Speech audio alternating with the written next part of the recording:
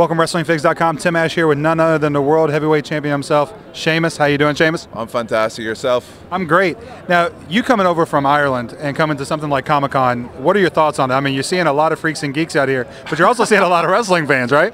Yeah, this is crazy. I've actually just seen Comic-Con and on television, like clips of it on YouTube and stuff, and I've never had the opportunity to come here before. And I tell you, this place is incredible. I've already met a load of people from Ireland already, so I'll tell you how big of an international setup this is. But this is incredible. It's actually given the opportunity people come here and be big kids again, which isn't a bad thing. You know, it's great, and I'm very happy to be here and with Mattel and just promoting a new line of action figures with Brawling Buddies. So let's talk about action figures because, you were a big wrestling fan growing up. You went through the indies, what is considered Ireland indies, because you've been in the business a long time. A lot of people are just now starting to know who Sheamus is around the world. What is your collection like? Do you have a collection of old action figures, things like that? Yeah, I actually had I had a lot of the original stuff, original action figures. I mean, when I was in school, it was the biggest thing ever.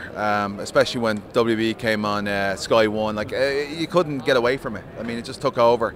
And I'm definitely a big collector of when a lot of the legendary stuff.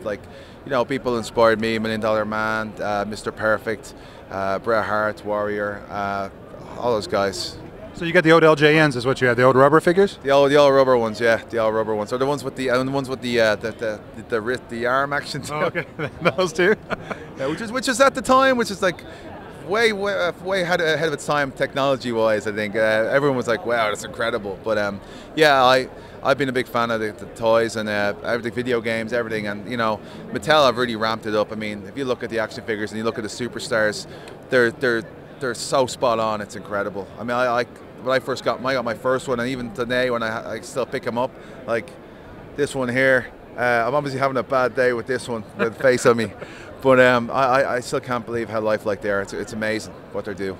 Well, I know that you were one of the most sought afters when you came in. I mean, you just run ramshot all over WWE when you first came in, and people wanted your figure then. Yeah. And it took a little while. So tell us a little bit about that process. Yeah. So the deal was they obviously want to keep it more character-like, because obviously under the lights in WWE, because I don't have a tan, I'm so pasty white from Ireland. I was being washed out, so they actually delayed it to do a Sheamus white colour, which is pretty spot on too.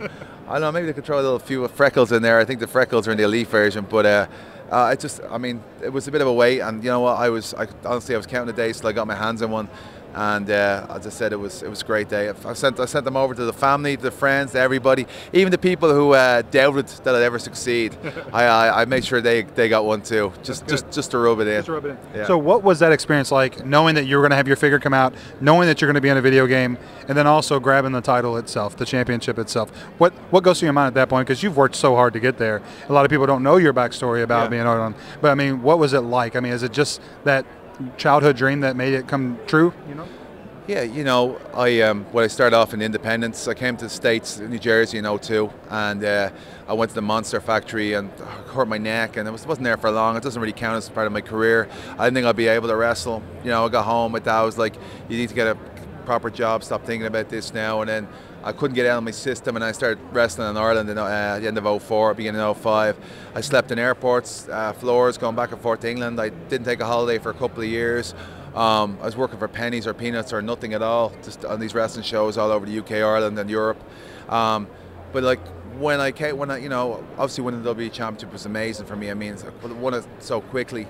And then everything else started snowballing after that, the video game, and obviously the action figure. To me, the action figure was pretty special. I mean, actually was at Comic-Con when they saw, today at the Comic-Con we saw the prototypes for Ryback and Sandow. Right. So it was actually at that where they had a prototype for Sheamus. And I got a big pop. Yeah, they got a big pop. Yeah. It did, yeah. Oh, so that was great. And it's just phenomenal. I got pinched myself. It's I see the action figure there, or the Brawling Buddy thing. It's just, man, I can't say I'm blessed, and it's a lot of hard work I am, but still, it's not a day goes by that I don't appreciate it, Right. Because you went through, like you were talking about, the independent circus. Yeah. And you're starting to see a lot of guys like you start to kind of take the reins of what the future of pro wrestling is going to be like. So, I mean, that's an accomplishment not only to you but to the other guys that have been busting their butt out there for years as well, right? Yeah, absolutely. I mean, some great guys who come through the independents and over here in America, like myself, Wade Barrett, Drew McIntyre were over in the UK. And now over here, like obviously, Punk has led the charge. Daniel Bryan as well, phenomenal. You got Claudio now. Damien Sandow is a man that's been in WWE but come back. Ryback too was here before. Came back before he got injured in the Nexus. You've also got people like Chris Hero down at FCW. Claudio as well, who's phenomenal. I'm a big fan of Claudio. I think he's a tremendous athlete, tremendous wrestler, unbelievable. You've also got Dean Ambrose, Seth Rollins, and there's a guy called Martin Stone just came over from the UK. I mean, you got a lot of guys who just been on the independents for such a long time, and now they're getting a shot. Now they're getting a shot, they're getting an opportunity, and they're all stepping up for it. And if you look at the talent, not only on up here, but the talent that's on down in NXT, FCW, I've seen the fella, and there's a lot of great talent down there. Bo Rotundo, and his brother Wyndham as well. I mean, there's Joe Henning, another one. It's exciting, man. There's a lot of great talent, a lot of great superstars, and the potential is huge. Yeah.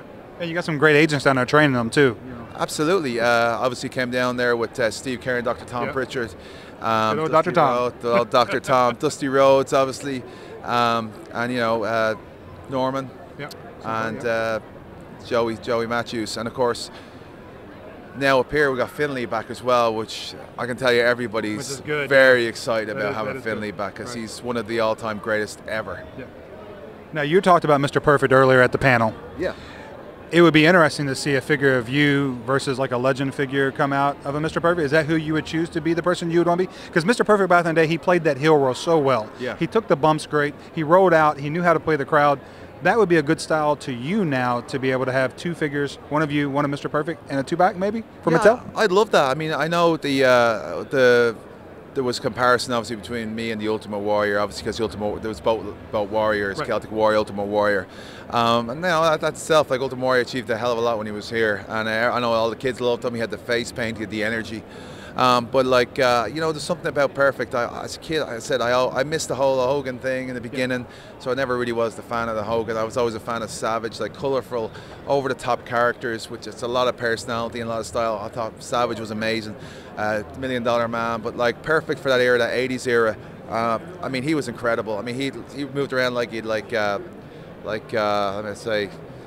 moon boots on, you know what I mean? He just flew around. Springs on his feet, man. Springs on his boots. He was incredible to watch. Very entertaining. Always had the crowd hating him no matter what, because he believed he was just better than everybody else. And I tell you what, as I said, he's one of my all-time favorites. And his son Joe Henning, he's every week that kid gets better and better and better. That's going to be my last question. I know you're busy. I know you got things to do. It's great. I'm enjoying it here. I'm grand. Take your time. But you were on the panel today. Yeah. And you got interrupted. I mean, Alberto came in. He tore up a comic book in front of all the comic book fans. I mean, just disrespectful. I mean, what do you have in store for him this coming Sunday at Money in the Bank?